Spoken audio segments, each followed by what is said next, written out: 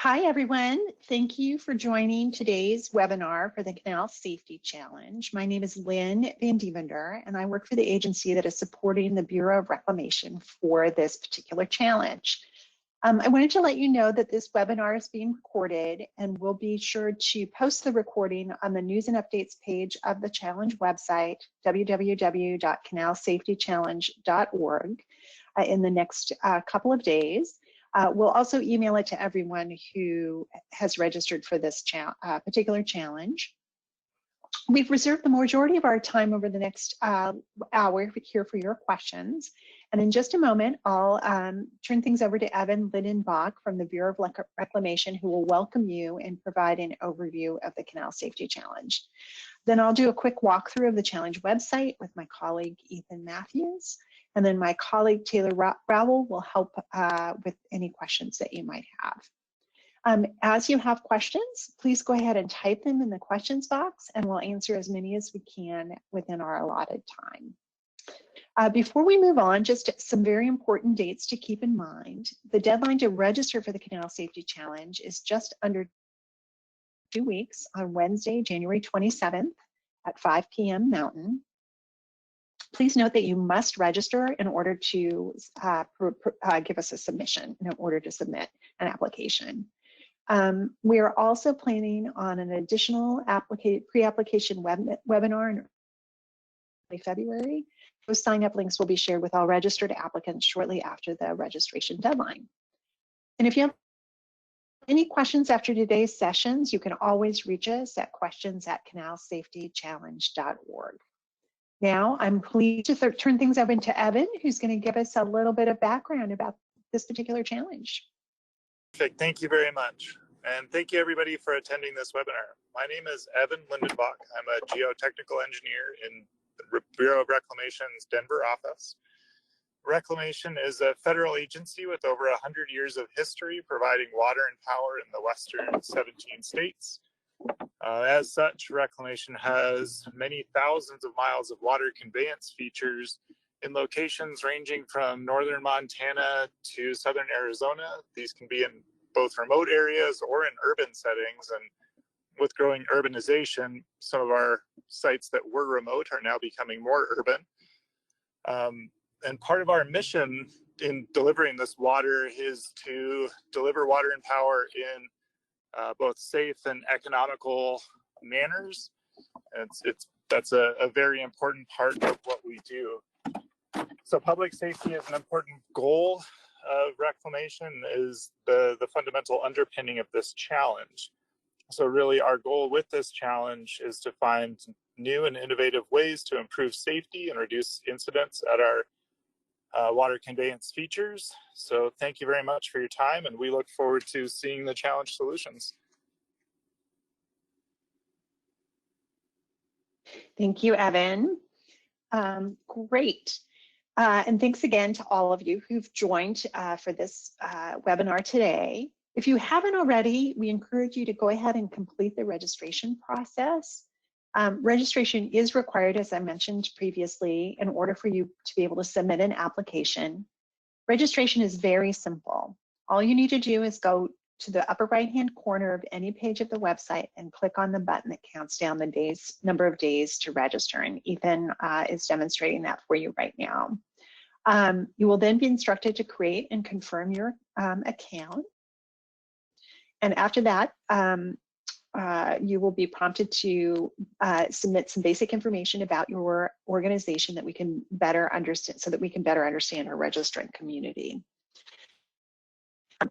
Note, while you will be asked to confirm your email address, once you've completed that additional information, you will not receive an email confirmation. Instead, you will just be able to access the online application, and you know you've completed that step. But of course, if you have any questions about that, you can always email us. So every challenge that our team does is rooted in the values of openness, fairness, and transparency. I'm just going to talk a little bit about what that means. So we want to make sure that everyone who registers and applies for this opportunity knows exactly what we expect from them, when and how they're going to be scored, and who will be evaluating their solutions. The website really is meant as an instructional guide to understand that process. The first place we want to start is at the Canal Safety Challenge application, or the submission, which Ethan is going to pull up there in just a minute. The full text of this is available for any visitor to the site. You can see all of the questions, the prompts, the requirements, and the word count limits that we're going to ask you to complete on the back end of the system. The application has several sections. We encourage you to read all of them so that you have a good grasp of what is required in order to submit a competitive application. And once you've done that, you should have a pretty strong sense of what you'll need to do to apply. The other item that we want to share with you is a really important resource. It's called the Technical Guidelines. Ethan's going to bring that up on the website here. And this really provides some additional details about what it is that we're expecting. So just our assumptions around the canal prism, what you can assume about watering up of the canal, some physical specifications about you know, what you can assume as you're building your application or your submission. And again, if you have any questions about those technical guidelines, please feel free to ask them in the questions text box here today, or you can send us a follow-up email at questions@canalsafetychallenge.org. The next thing that we want to share with you is the scoring rubric. So we want to make sure that you understand how your submission will be scored. And each criteria consists of a prompt and details what each of those traits means and how those traits are scored on a scale of 0 to 5. So the first trait here is effective, and as you can see, Ethan is toggling back and forth so that you can get a better sense of what we mean by each of those scoring ranges. We have 3 other criteria that Ethan will scroll down and share with us here. The next one is affordable, so we want to make sure that the cost is justified based on the perceived effectiveness. The next one is feasible, so we will make sure that your solution will work. And the last one is adaptable.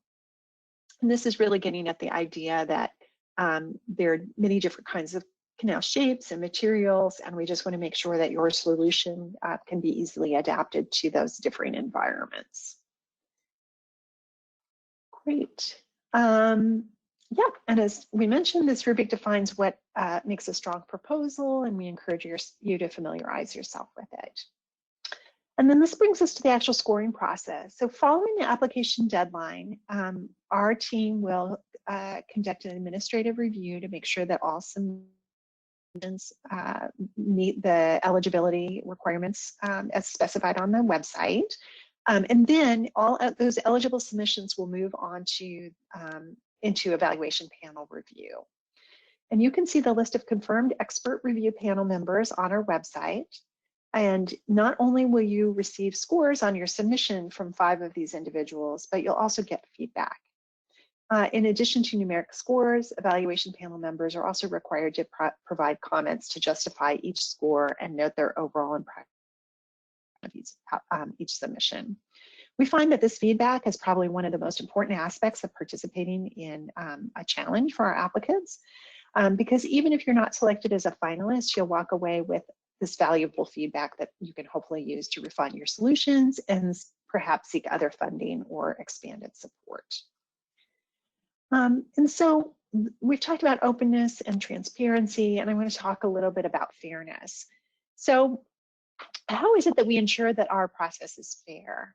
To address this question, we have a webpage dedicated specifically to explaining how we normalize our scores. Every valid application will be scored by 5 members of our evaluation panel. This means that every applicant, not every applicant and not every judge will look at every application. Instead, the judges will be looking at a subset of the applications. So we will make sure that you're not disadvantaged if by chance you were assigned to a hard grader and another applicant was reviewed by someone who tended to be more lenient. In brief, all scores are rescaled and normalized. And if you go to the menu and click on level playing field, you can read more about how this works. Just a few other items to note. There are a couple of other features on this website I'd like to point out. The first is the rules page. Here you can read about the legal stipulations governing your participation. You can find the eligibility criteria and learn more about detailed terms and conditions. And finally, we have a timeline page that details each phase of the challenge. As I mentioned several times, registration is required and must be completed by Wednesday, January 27th at 5 p.m. Mountain in order for you to be able to submit a proposal. The submission deadline is Thursday, February 25th at 5 p.m. Mountain, so in just about a month or 5 or 6 weeks. And then the timeline goes on to list all of the other key dates related to the challenge as well. Our website also includes other helpful areas like news and updates and a series of frequently asked questions. We encourage you to read all of it. For now, let's move on to the Q&A portion of the website. Please continue to add your questions to the questions box as you come up with them, and we'll get to as many as we can. And with that, I'm going to turn things over to my colleague, Taylor. Actually, sorry, one more note. And just to note that in order to ensure fairness, we're not able to provide specific guidance to your proposed solution, but we can answer most of your questions. So let's go ahead and get started. Perfect. The first question we have, are there any restrictions or recommendations on materials we should use in, out, or around the water?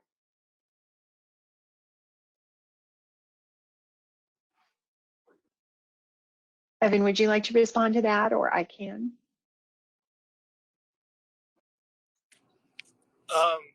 If you can, that'd be great. Sure. Just one moment, please. I'm pulling up the answer.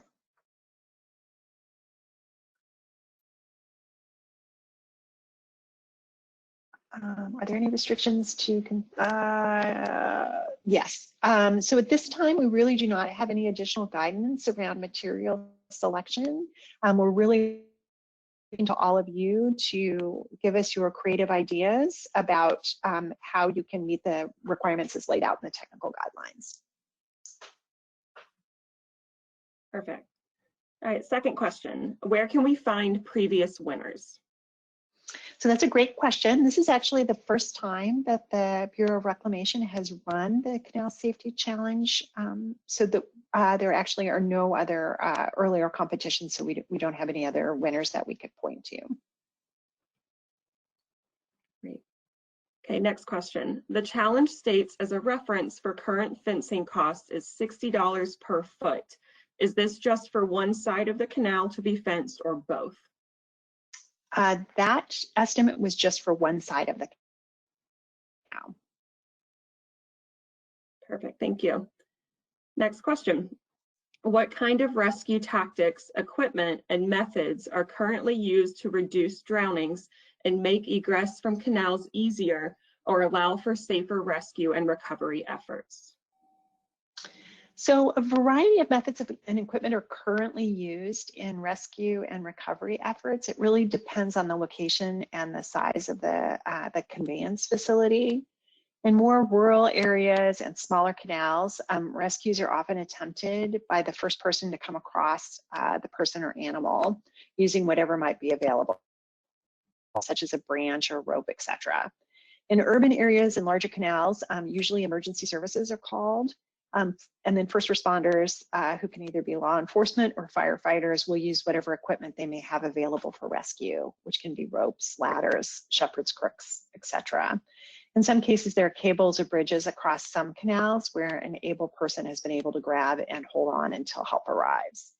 And then for recovery, there have been past situations where the flow of the water in the canal has been reduced to assist with the search and recovery efforts and to reduce risk to the safety personnel. All right, next question. Can you elaborate on the cost criteria? $60K for 1,000 LF of fencing refers to a linear countermeasure.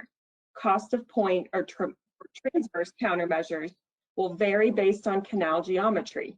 And is this 60,000 to represent a point countermeasure as well? So Ethan, could you pull up the technical guidelines, please? Thank you.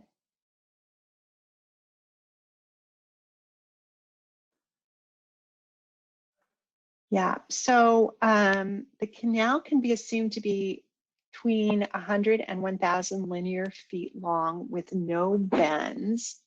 And I am sorry, but Evan, I do not know what a linear countermeasure is. I don't know if that's something that you know off the top of your head, or if this might be a question that we need to get back to the asker about.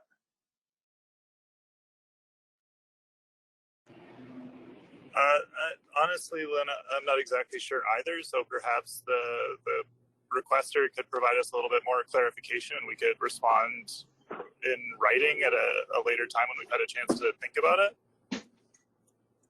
Great.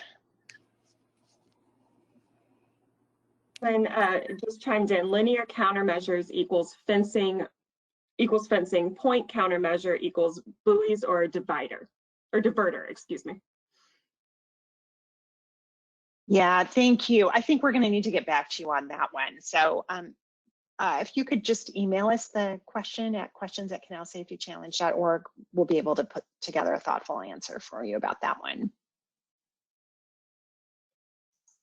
Okay, next question. Can two designs be submitted for different styles of canals, whether clay lined or concrete? No, each registrant is only allowed to submit one solution.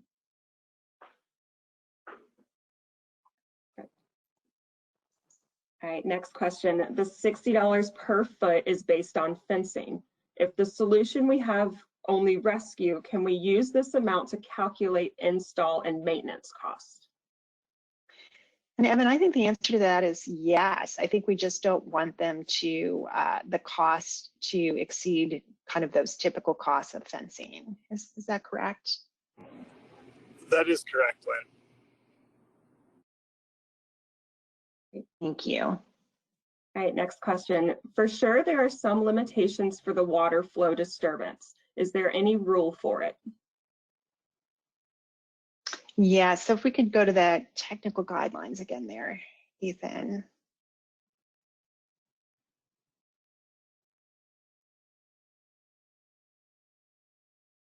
And also just give me one moment because I also have this answer in another place.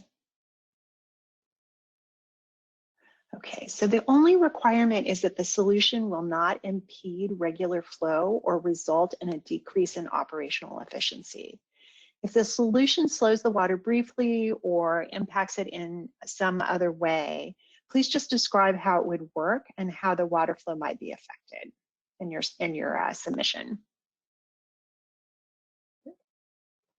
Okay, next question. Is there a map of locations of canals that may show a hot zone where drownings happen or more, or anything of that sort?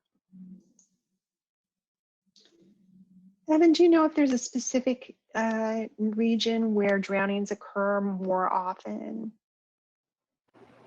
I don't know of any particular document that would show a hot zone or anything like that that would show a particular spot.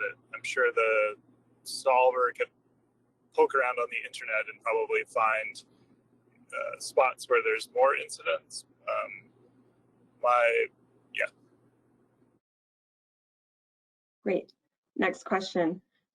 What is the range of water temperature in the canal throughout the 4 seasons?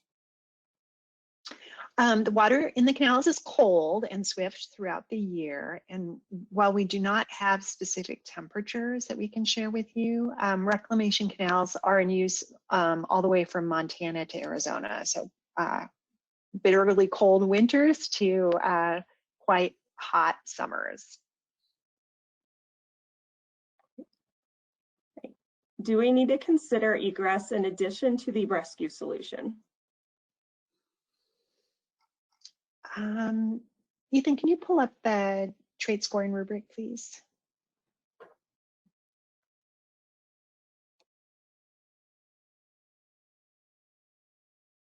If you could scroll down to effective here. Yes, great. So as you can see, you know, the primary prompt here is about preventing drowning. So how well does the proposed solution prevent drownings, and does it contribute to the safety of children, adults, and animals? And then secondarily, will the proposed solution make egress from the canals easier and allow for safer rescue and recovery efforts?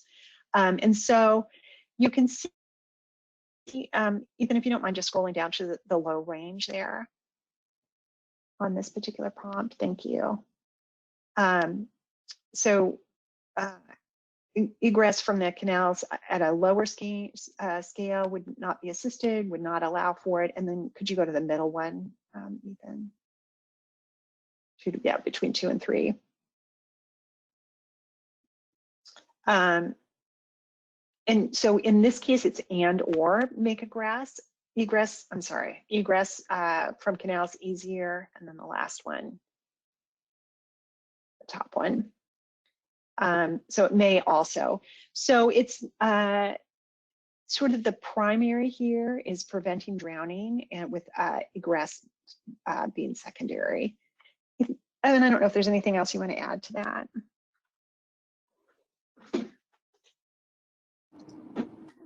I don't have anything to add to that, Lynn. Great. For solutions that are in advanced stages of development, are there users interested in accelerating development or deployment in addition to this competition? So Evan and Jen, this sounds like a question about what happens after the competition once we have solutions. And you know, I can actually, I realize that we can go to that the government may negotiate for a right to use license. I believe that's the legal terminology we used for this one. I don't know, Evan or Jane, if there's anything else you want to add there. Lynn, so I think there's some opportunity as part of the competition that demonstration in the lab testing could provide a solver some additional information for their use. And then you are correct on the license to use that we did seek. We may negotiate for a license to use. However, that doesn't affect the solver's ability to take an advance or develop additional partnerships using their solution independent of government. Thank you. Okay, next question. Is there a preference on the side of the canal, excuse me, is there a preference on the side of the canal that this is done on, considering immigration incidents? I don't think there's any consideration there. Okay. Do we consider rescue for conscious or unconscious person? I think that they could be either one. Okay. Next question. It is more to the long timeline associated with this competition. Are there users interested in an accelerated deployment?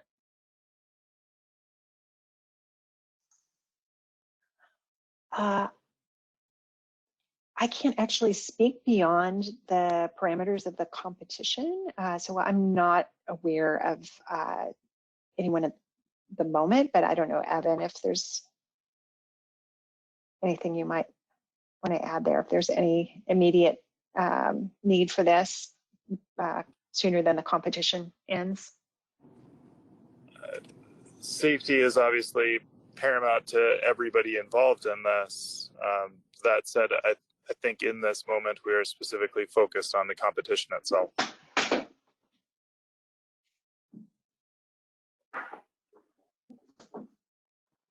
Okay, next question. Are there any kind of aquatic wildlife we need to consider that swim in the canals? Yes, a variety of wildlife may be in the canal prism at any given time, including muskrats and other burrowing animals, ducks and geese, fish, etc. And unless there's any more questions, that is all that I have. Oh, I take that back. One just popped up. I'm sorry. What kind of activities are done in the canals we need to consider?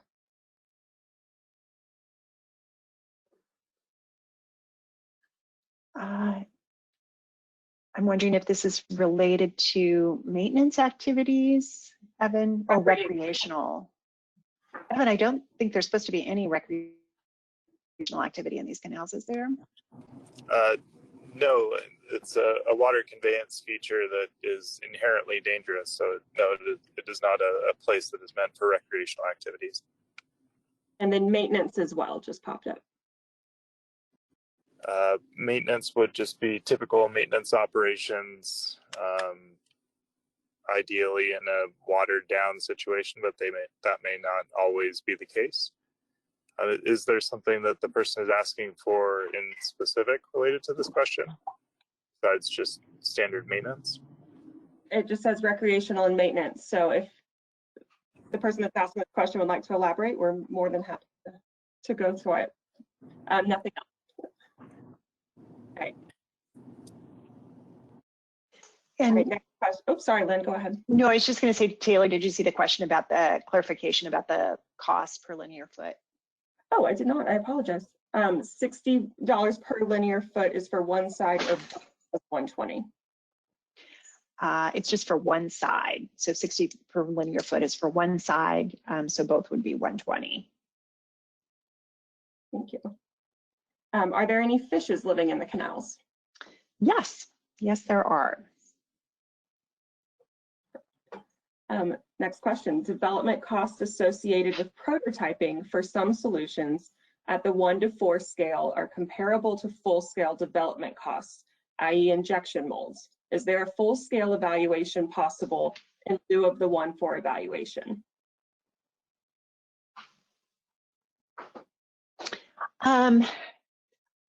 So I think the best answer for this is that should your solution be named a finalist, we'll be providing additional details about what the demonstration looks like, the demonstration event.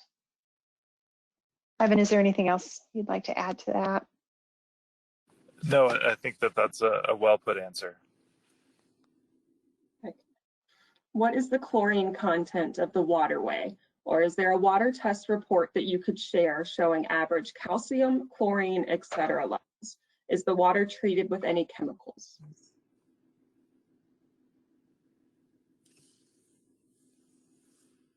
Evan, I do not have an answer for that one. I believe that would vary between the structures. Well, there's water conveyance features from northern Montana to southern Arizona, and so providing a blanket statement about the water quality would be very difficult. That said, providing information about the potential adverse issues of these water quality considerations may be worth providing within your solution.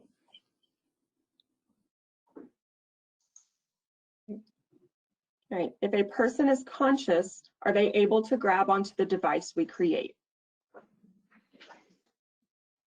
I think that probably depends on whether the person has been injured or not. I think also with this particular question, I think the most important thing is in your submission to describe any assumptions that you might be making.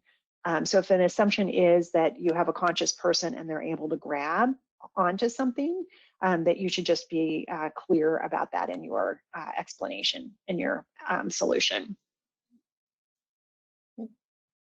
Along a buoy note, can some buoy device be used? I don't mean a regular buoy that we have in a swimming pool. Yeah, I think my answer for this one is all kind of the same as the last one. You know, we don't really have any additional guidelines around what can be used except what we've spelled out in the technical guidelines, and that was quite purposeful in that we really are wanting to engage your creativity and innovation about coming up with something that our team might not have thought of. So again, I would just say describe it in your solution and make sure that you're familiar with the scoring rubric, and we look forward to reading about it. What things should we consider in our submission details about the use of the $50,000 for prototype grant to be competitive?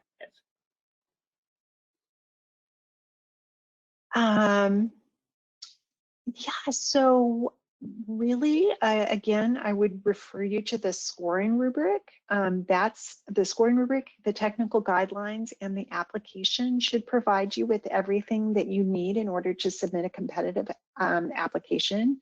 The scoring rubric, of course, is important because that's how the judges will be scoring on your application. So you just want to make sure that you're kind of hitting those high marks with your solution. And then, of course, the technical guidelines and the application kind of give you additional details about what needs to be filled out. Can we assume that Canal maintenance staff have access to some level of construction equipment, trailers, excavators, backhoes, dump trucks, etc.?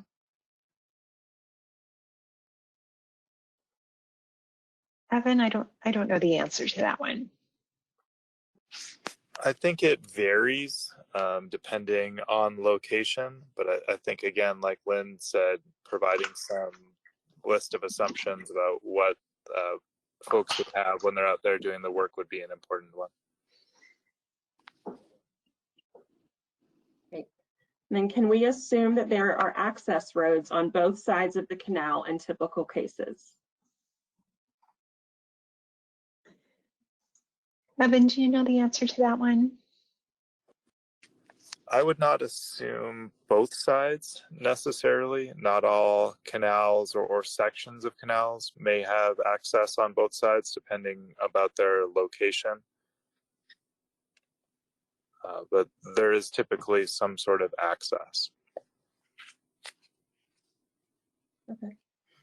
And again, at the point, if there's no additional questions, we are out of questions.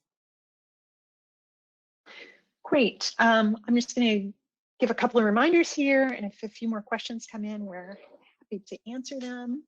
So of course, if once this call is ended, if you have additional questions, please email us at questions@canalsafetychallenge.org.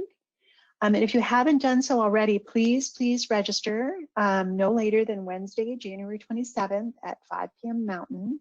You must be registered in order to give us a submission. Recordings and transcripts of the webinars will be made available to registrants by email and in the forums on the platform. And it looks like we do not have any other questions. So thank you again so much for joining us, and we look forward to reading your solutions.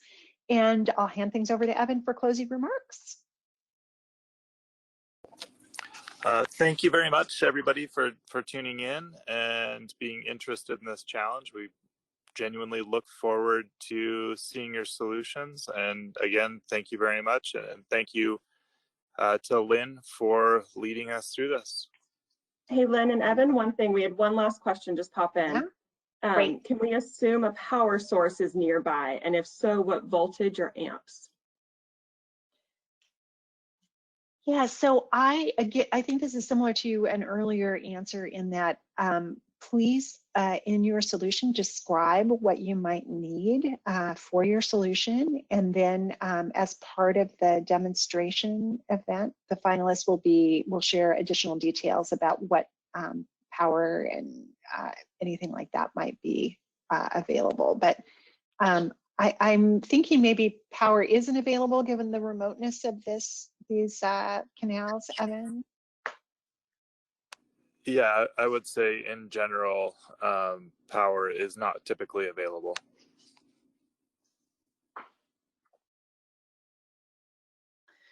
Great. Okay, well, thank you again, everyone. Please do email us, please register, and we are genuinely excited about reading your solutions and look forward to hearing from you.